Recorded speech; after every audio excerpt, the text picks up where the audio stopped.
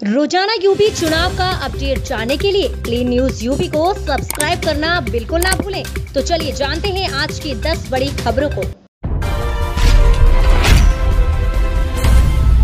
प्रियंका गांधी अपनी सीट तय कर ले, जहां से लड़ेंगी वहीं से मैं भी लड़ूंगा चुनाव। रायबरेली में एमएलसी दिनेश प्रताप सिंह ने कांग्रेस की राष्ट्रीय महासचिव प्रियंका गांधी के हाल के यूपी दौरे को लेकर कई गंभीर आरोप लगाए हैं। उन्होंने कहा कि प्रियंका का 2 दिवसीय दौरा एक दिन में समाप्त हो गया था क्योंकि जनता उनसे मिलना नहीं चाहती। एमएलसी ने गांधी परिवार को एक सुविधा भोगी परिवार भी बताया। साथ ही उन्होंने कहा कि प्रियंका गांधी जिस विधानसभा से चुनाव लड़ेगी वहां से मैं भी अपनी पार्टी से टिकट लेकर चुनाव की तैयारी करूंगा।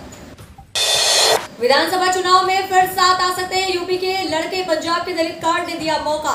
लखनऊ में अगले साल होने वाले विधानसभा चुनाव से पहले राजनीतिक सरगर्मी तेज हो गई है। कांग्रेस पार्टी ने पंजाब से उत्तर प्रदेश को भी साथ दिया है। दरअसल पंजाब के मुख्यमंत्री तौर पर दलित नेता चरणजीत सिंह चन्नी के शपथ लेने के साथ ही 2022 में होने वाले विधानसभा चुनावों से पहले जातिवाद देश की राजनीति के केंद्र में आ गया है। ऐसे में यूपी के राजनीतिक गलियारे में चर्चा है कि जल्द ही कांग्रेस और समाजवादी पार्टी का गठबंधन हो सकता है। साथ ही कांग्रेस पार्टी के साथ भीम आर्मी के भी हाथ मिलाने की संभावना जताई जा रही है। संगीत सोम का विवादित बयान, कहा जहां जहां मंदिर तोड़कर बनाई गई मस्जिद वहां फिर से होगा मंदिर निर्माण। सरधना से बीजेपी विधायक और पार्टी के फायर ब्रांड नेता संगीत सोम एक बार फिर विवादित बयान के घेरे में फंस गए हैं। संगीत सोम ने मंगलवार को प्रेस कॉन्फ्रेंस के दौरान कहा कि प्रदेश में जहां जहां पर मंदिर तोड़कर मस्जिद बनाई गई वहां पर बीजेपी दोबारा मंदिर बनवाएगी। इसके अलावा उन्होंने सपा सुप्रीमो अखिलेश यादव पर निशाना साधते हुए कहा है कि कुछ लोग आजकल सीजनल हिंदू बन रहे हैं। अपनी सरकार में संतों पर लाठीचार्ज करवाने वाले अब हरिद्वार जाकर संतों से माफी मांग रहे हैं। सीएम योगी आदित्यनाथ बोले, यूपी में 2022 के विधानसभा चुनाव में भाजपा तोड़ेगी 2017 का रिकॉर्ड।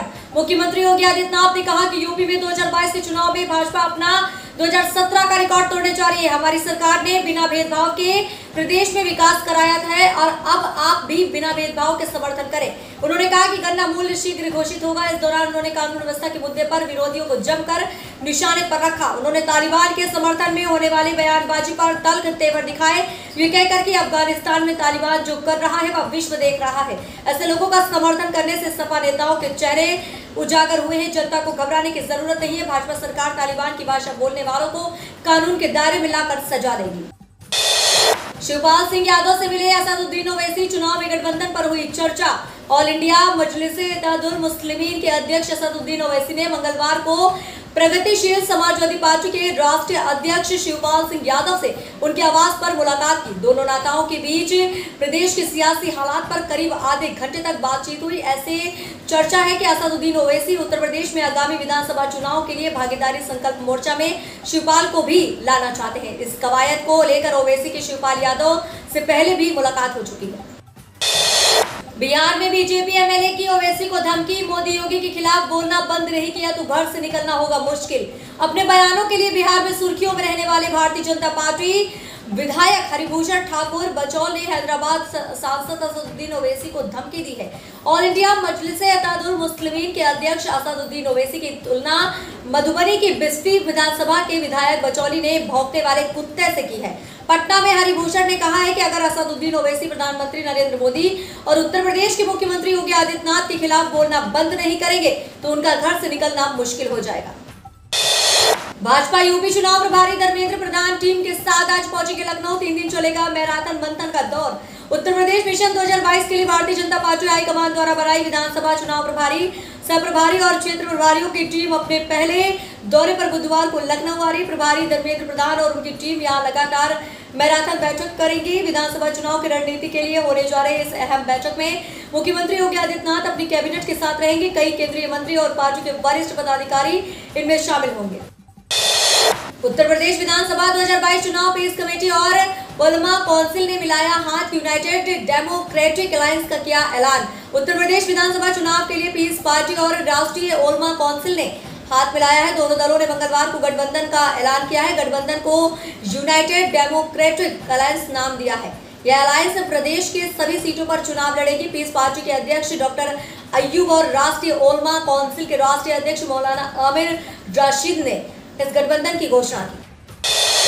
भाजपा की जिला महानगर इकाइयों की तरह अब मंडल इकाइयां भी बनेगी। आत्मनिर्भर प्रदेश में लगातार दूसरी बार सत्ता में आने के लिए भाजपा तरह तरह के संगठनात्मक बदलाव भी कर रही है। इस क्रम में पार्टी ने जिले के एजेंट की तरह काम करने वाले मंडलों को स्वायत्तता देने का न केवल निर्णय लिया है बल्कि इसे लेकर अधिकार देने भी शुरू कर दिए हैं। इसके पीछे पार्टी का मकसद शक्ति केंद्रों और बूथों को चुनावी दृष्टि से और अधिक मजबूती देना है। बदली परिस्थिति में अब बूथ समितियों और शक्ति केंद्रों की जिले से पहले मंडलों के प्रति जवाबदेही सुनिश्चित की जा रही है।